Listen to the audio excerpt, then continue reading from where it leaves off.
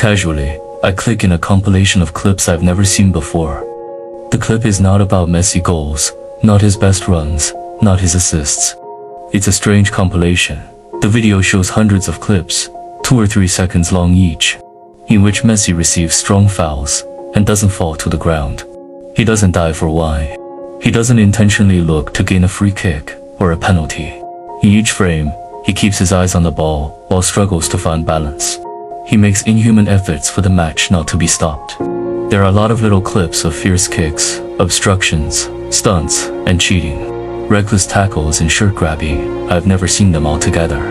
He goes with the ball and receives a kick in the tibia, but he keeps going. He gets hit in the ankles, stumbles, and keeps going. He gets the shirt red and pulled by a defender. He frees himself and keeps going. Suddenly, I was stunned, because something was familiar for me in those images. I replay each frame in slow motion, and understood that Messi's eyes are always concentrated. Football nowadays has very clear regulations by which, a lot of times, going to the ground could mean securing a penalty, or getting an opposite player booked, because it could be useful in later counterattacks. But in these clips, Messi seems not to understand anything about football or about opportunities. It seems like he's entranced, hypnotized. He only wants the ball inside the goal. He doesn't care about the sport, nor the result, nor the loss. You have to look carefully in his eyes to understand it. He squeezes them, like if you're struggling to read the subtitle. He focuses on the ball and doesn't lose sight of it, not even if you would get stepped. Where did I see that look before? It looked familiar to me, that gesture of unmeasured introspection. I paused the video, zoomed into his eyes, and then I remembered. The eyes of Totin, when he lost his mind for the sponge. When I was a child, I had a dog called Totin. When somebody, my mother, my sister, or myself grabbed the sponge, a yellow sponge towards the dishes, Titan went mad. He wanted the sponge more than anything in the world. He died for taking that yellow rectangle and carry it to the dog bed. I showed him the sponge with my right hand and he focused on it. I moved it side to side and he never stopped looking at it. He couldn't stop looking at it. It didn't matter the speed at which I moved the sponge.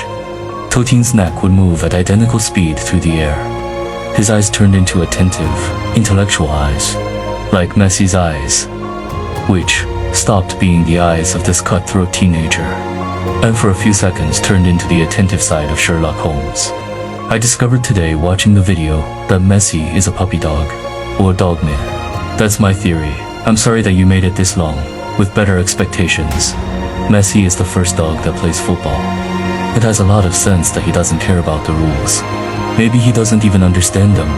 Dogs don't fake and dive when they see a car coming in that direction. They don't complain to the referee when a cat escapes. They don't want the garbage truck to be booked.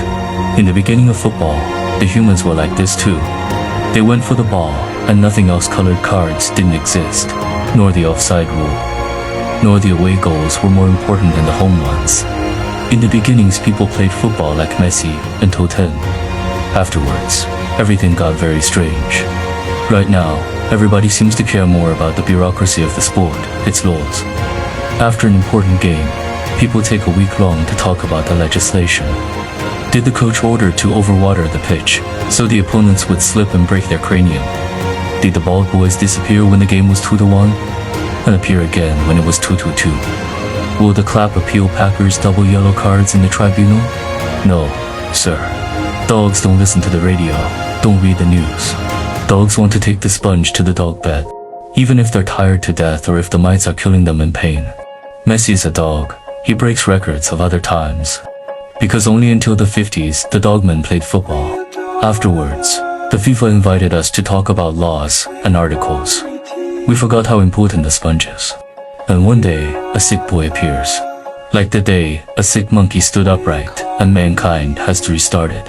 This time, he was a kid from Rosario with apparently some disabilities. Unable to say one phrase after another, visibly awkward.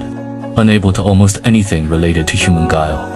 But with an impressive talent to keep and control something round and inflated. And take it to the net at the end of a green prairie. If people let him, he wouldn't do anything else. Take that white sphere and put it in between the 3 posts all the time, like Sisyphus, over and over again. Guardiola said after the match in which he scored 5 goals. The day he wins, he will score 6. It wasn't a compliment. It was the objective expression of the symptoms. Lionel Messi is a sick man. It's an illness that moves me. Because I loved Toten, and now Messi is the last dog man. And to watch attentively that illness, to see the wolf every Saturday. That's why I'm still in Barcelona, even though I'd prefer to be living somewhere else. Every time I climb the Camp Nou stairs, and I suddenly see the brightness of the lightning pitch. That moment, that always reminds us of our childhood. I say to myself, you have to be very lucky for liking so much sport and be contemporaneous of its best version. And on top of that, the pitch, where it happens, is so close to you. I enjoy my double luck. It's my treasure. I'm nostalgic of the present moment. Every time Messi plays, I'm fanatic of this club in this historic time. Because I think on Doomsday, all the men that have ever lived will be reunited to talk about football. And one will say, I studied in Amsterdam in 1979. Another will say, I was an architect in South Paul in 62. And another one, I was a teenager in Napoli in 87. And my father would say, I traveled to Montevideo in 67. And another one behind him, I listened to the silent Maracana Saloon in 1950. Everybody will tell the story with pride until the night is old. And when nobody is left, I will stand up and say slowly, I lived in Barcelona in the times of the dog. You won't hear a thing. It will be silent.